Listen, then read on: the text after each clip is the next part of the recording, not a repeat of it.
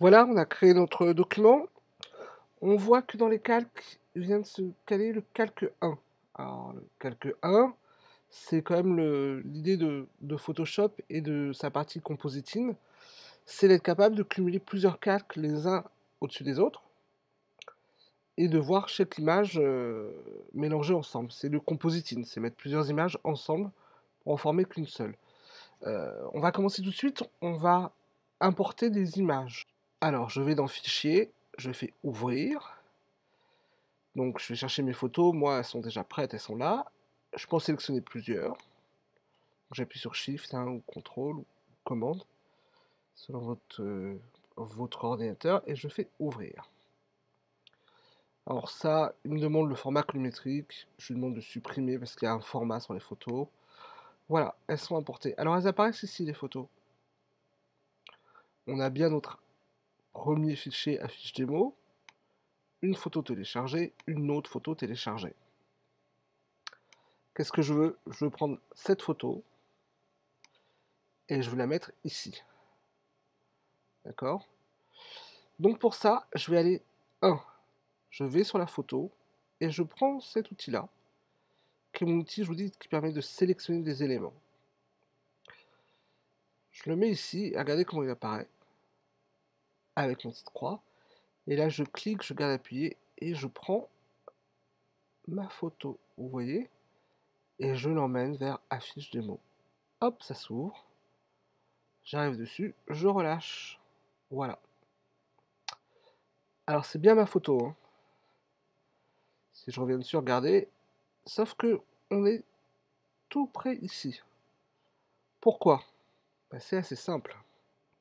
Si je vais dans l'image, sur cette photo, et que je regarde la taille de l'image, on voit que j'ai une photo en fait qui est très très grande.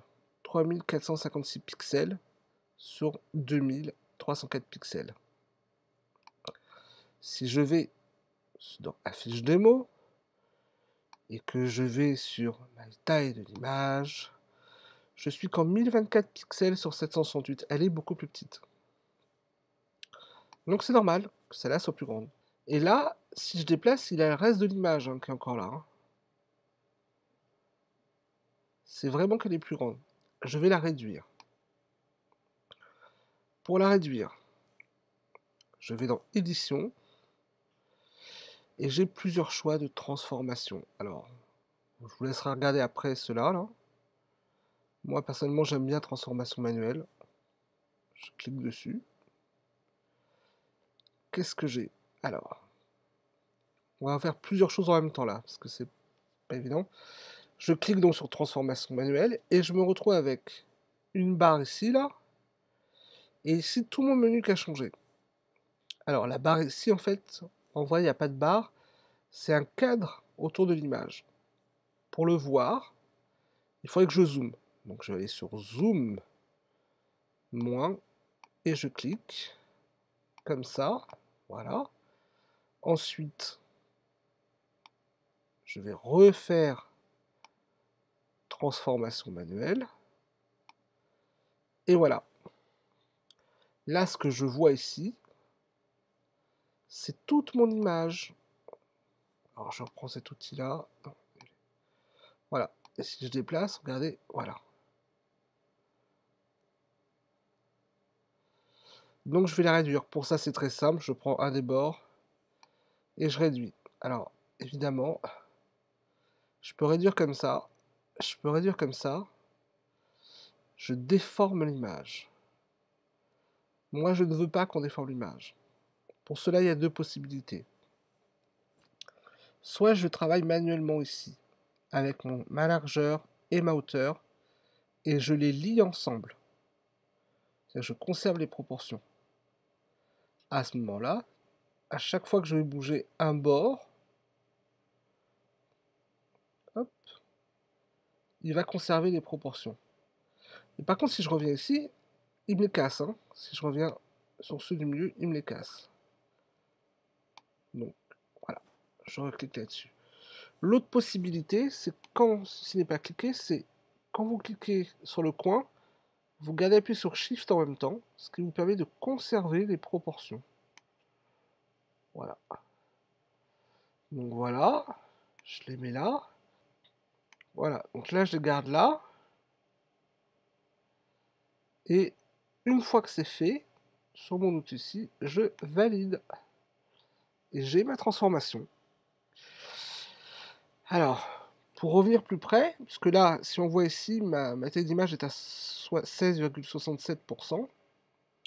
Je vais prendre ma loupe et je vais zoomer. Voilà.